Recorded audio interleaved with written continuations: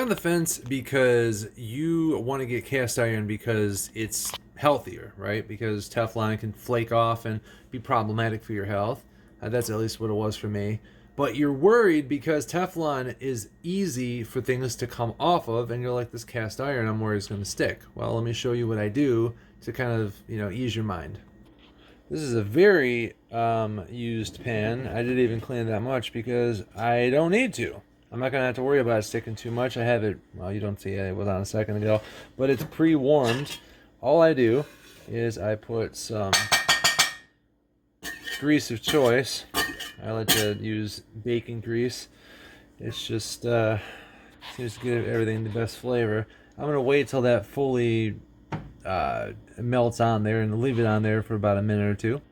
Alright, so it's been sitting on there for a couple minutes, and this is where the magic's happening, because as it's heated up, the grease is doing its work and getting into all those little small pores. Now, you don't need to be extensive with this, because I choose to do it this way because this is kind of what works, but this does come pre-seasoned. But let's just go ahead. I know this is overkill. This is the pan that I use. Usually I make a bunch of eggs, and I thought I'd make a video real fast, so never mind this obnoxiously large pan for this little egg here.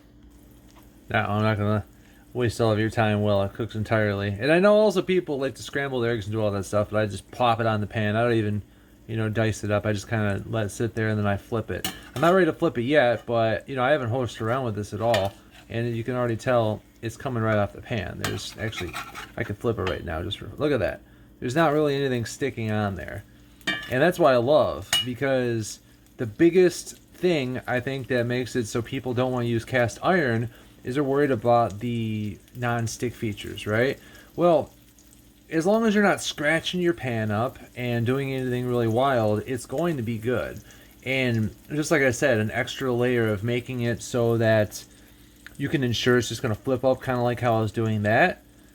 Put a little bit of grease on there. I mean, I prefer bacon grease, but who knows what you'll prefer.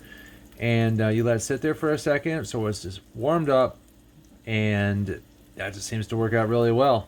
But don't let the non-stick the aspect concern you too much, right? Because even though these aren't advertised as being non-stick per se, they you just saw it for yourself. They work just pretty much the same, but without the chemicals.